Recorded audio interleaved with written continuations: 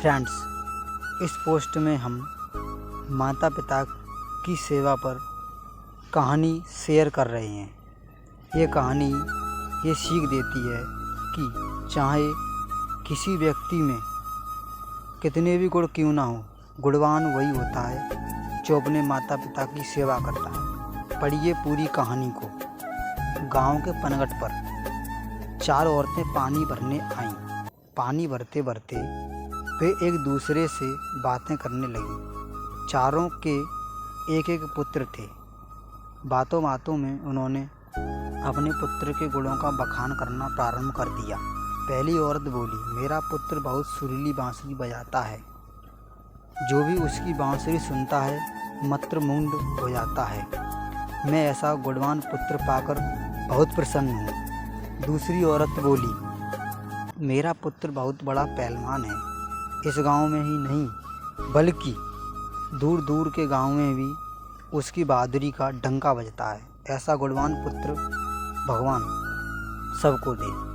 तीसरी औरत कहाँ पीछे रहती। वह बोली, मेरा पुत्र कुशाग्र बुद्धि है।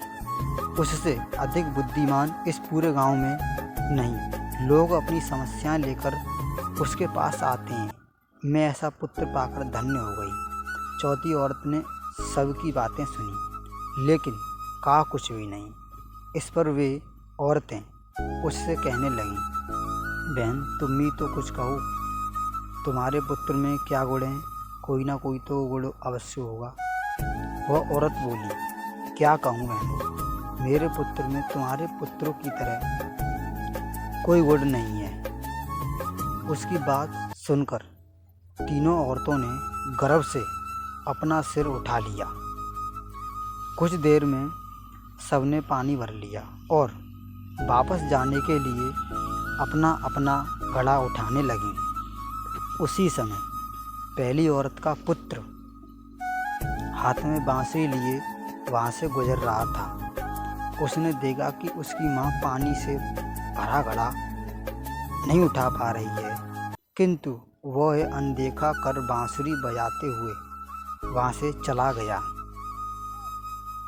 दूसरी औरत का पहलवान पुत्र कुछ ही दूरी पर मुंद्र घुमा रहा था। उसकी माँ कुएं से खड़ा उठाकर जैसे ही उतरी उसका पैर फिसल गया। किसी प्रकार वह संभल गई, किंतु पहलवान पुत्र अपनी माँ को नज़र उठाकर देखने के बाद भी उसके पास नहीं आया और अपनी कसरत में वो लगा रहा। तीसरी औरत का पुत्र वहाँ से किताब पढ़ते हुए निकला। उसकी माँ उससे कहा, पुत्र मैं दोनों हाथों से घड़ा पकड़े हुए हूँ, ये रस्सी जरा मेरे कंधे पर डाल दे। लेकिन वह अपनी माँ की बात अनसुनी कर वहाँ से चला गया। तभी चौथी औरत का पुत्र वहाँ आ गया। अपनी माँ के सिर पर घड़ा देखकर वह उसके पास गया और उसके सिर से घड़ा उतार कर अपने सिर पर रखकर चलने लगा। कुएं के पास बैठी एक बुढ़िया ये सब देख सुन रही थी।